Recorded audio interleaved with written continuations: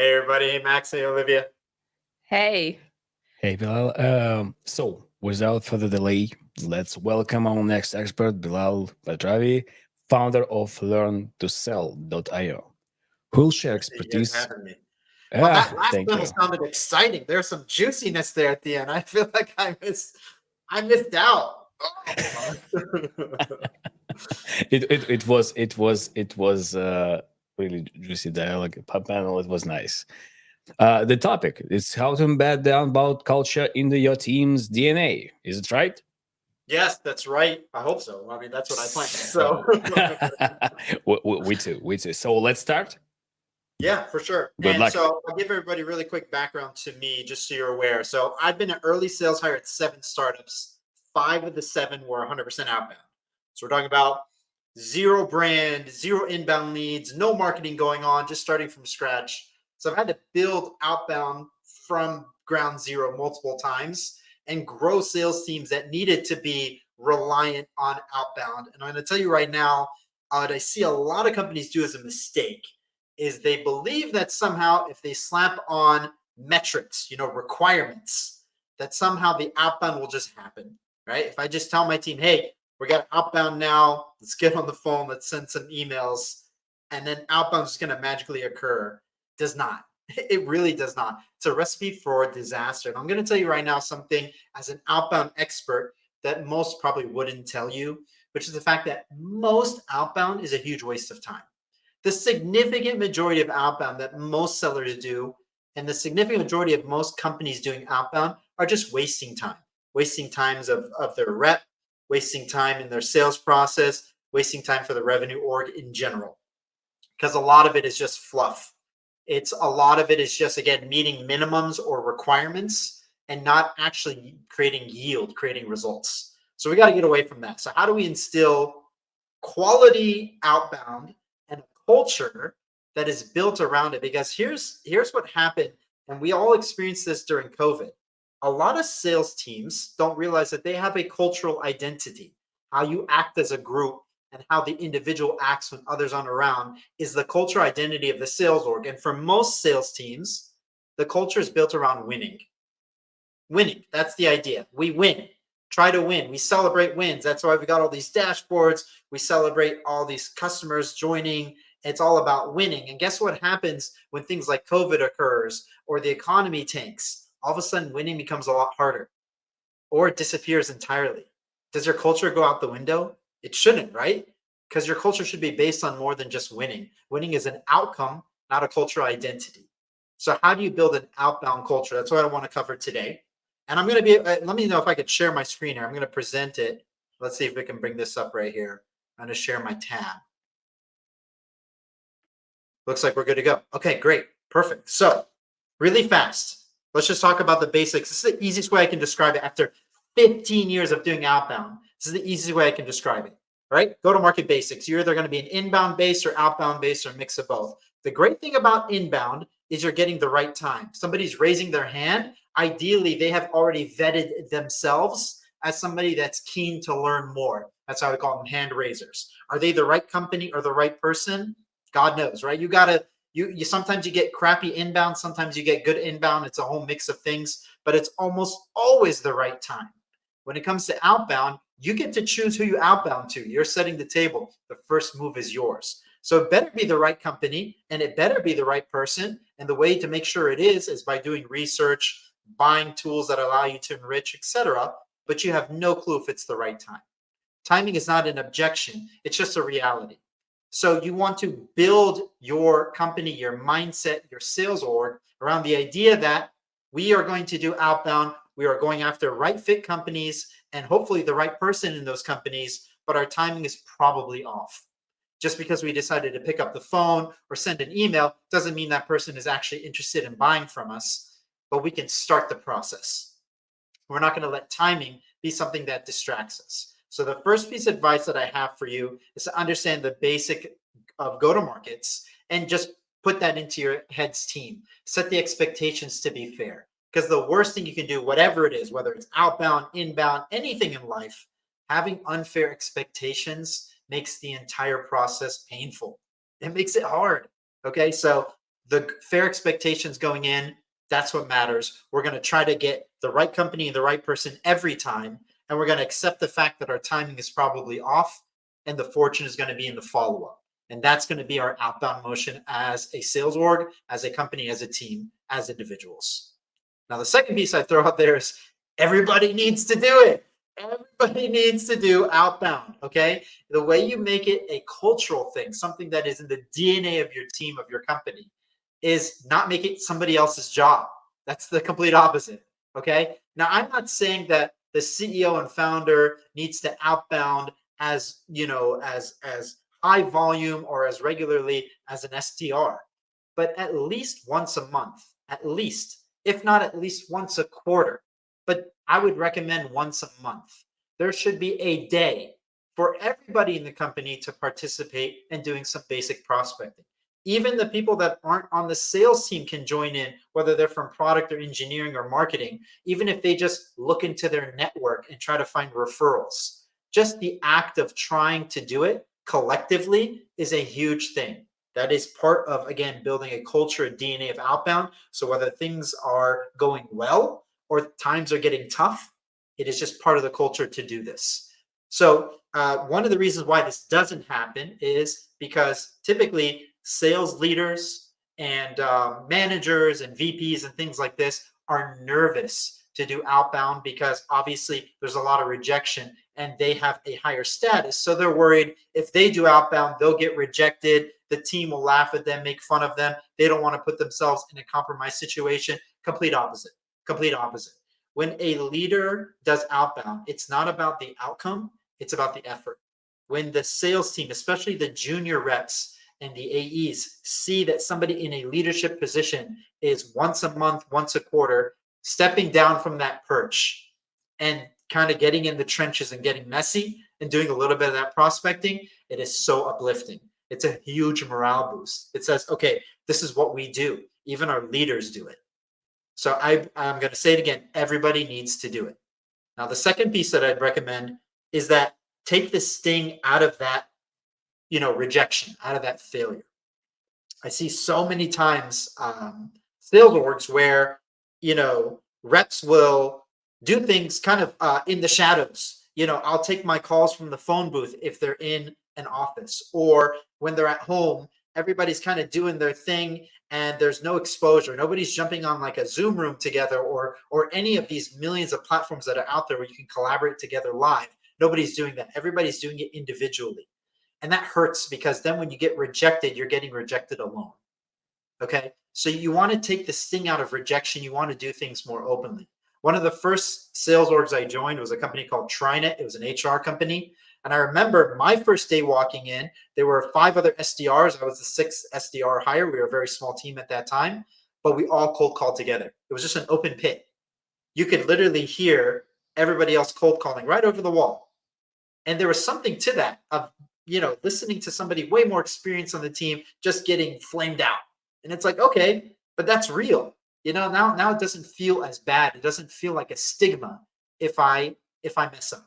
So that's really important because if you don't, pressure and anxiety start to build in reps when they feel like that rejection isn't being is on them only and isn't a collective issue. Okay, so take the sting out of the rejection, take the sting out of doing prospecting, and that leads to the next point, which is prospect together. So the way you take the sting out is you make it a habit to do it together. It's really easy just to say, okay, team, we're not doing outbound. So everybody has to make at least 50 cold calls a day and send at least 100 emails. Good luck to you. That doesn't work. It doesn't work. Instead, it's like, if you have to make 50 calls a day, why don't we all do it together for an hour and a half between the time of 10 to 11:30? Now, all of a sudden, it's like, great. As much as I don't want to cold call perhaps, or as much as I find outbound difficult to do, the fact that we're doing it together, again, makes it feel so much easy. It's not just my burden now, it's a collective burden.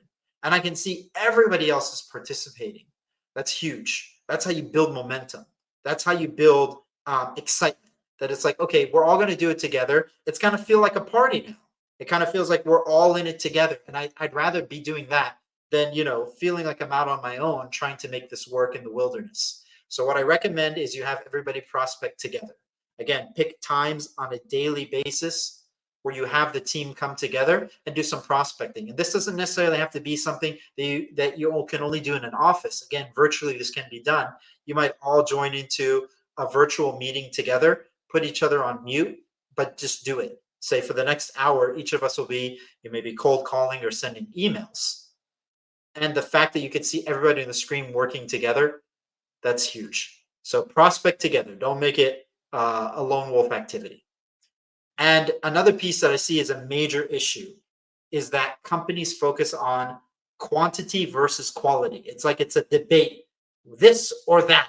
Which should we be doing more of? If we try to personalize our emails, that's high quality, but that's going to affect the number of emails we send. Oh, but you know what? If we just load up the spam cannon and shoot out a lot of emails, we're going to get high quality, but now all of a sudden the quantity is not there. It's not this or that, it's both. You want both. The goal should never be one or the other, and they don't have to be competing. There is benefit to doing quantity and outbound because it's a numbers game. I mean, if we go back to the beginning here, we said we can guarantee that we're talking to the right companies and right people beforehand by doing some research, by filtering out wrong fit accounts, and so on and so forth. But the timing can never be guaranteed in outbound. So you have to do quantity to overcome the timing issue. Because just because somebody answered or somebody replied to an email doesn't mean they're ready to buy. So the only way to overcome the timing issue of outbound is to do quantity. At the same time, if you do a bunch of quantity to wrong fit accounts, it doesn't matter how good your outbound is. If you have your rep cold calling a list where half the list is either bad phone numbers or accounts that are not a fit, either because of disqualification criteria or bad information or what have you, then what was the point of all that quantity? So you need both. You need to be able to filter and have high quality lists. You need to be able to have reps that are good at tying what I call the thread. So this is a very common thing. I'm going to stop sharing for a second so you guys can see my face as I describe this. This is really common where you have a rep trying to tie the loose ends on an account. So for example, the account comes in from a webinar. They notice that somebody that is a new executive at that company comes from a prior customer of yours. And then they look in the CRM and realize there's an old opportunity from 2 years ago from this company as well. So now there's all these loose threads. It's like, okay, I've got a webinar lead. It doesn't mean that that person on the webinar wants to buy our product, but clearly there's some interest in the topic. I found out that they have a new executive at the company that might be familiar with our company because that company used us before. And lo and behold, a few years ago, somebody at this company, and I don't know who, had some sort of opportunity with us. They've got to tie all that thread together. Okay. That's what great outbound reps do. So now they craft an email that kind of mentions all these things and ties that thread together. That's quality. That's quality work being done. And now you want to do that across a bunch of different webinar leads or a bunch of different accounts that you might pull from some information source like LinkedIn or what have you. That's what you want to be able to do. So you want to be able to balance the quality and the quantity. Because if you just blasted off some generic thank you email to that account, you missed the chance to tie all that thread. And that leads to a very particular point that I want to stress right now, which is how you reward. The way you reward outbound dictates a lot of what you're going to see in terms of the effort that's put in. Too many companies simply reward quantity. How many calls did you make? How many emails did you send? And then there's some sort of reward just for that. And what you're doing is you're telling people, well, that's the minimum amount of work that I need to do. So I'll just do that just to make sure my hand doesn't get slapped and nobody bothers me. And then you'll have some rep that's doing double and triple that everybody else does in quantity, but it's not showing up in revenue. Yeah, they might get a few more meetings, but the conversion is so bad from all the quantity they're producing. We don't want that. On the flip side, you have situations where a rep is producing meetings, but not in the way that the company expected. They're really good on LinkedIn, Or, man, they're just really good at cold calling. They don't do emails, or vice versa. They're really good at writing emails and they suck at cold calling, but they're getting the meetings. And now all of a sudden we want to force that person to behave properly. So we say, okay, well, yeah, I know you're getting the meetings, but you're not making enough calls. I need you to make more calls.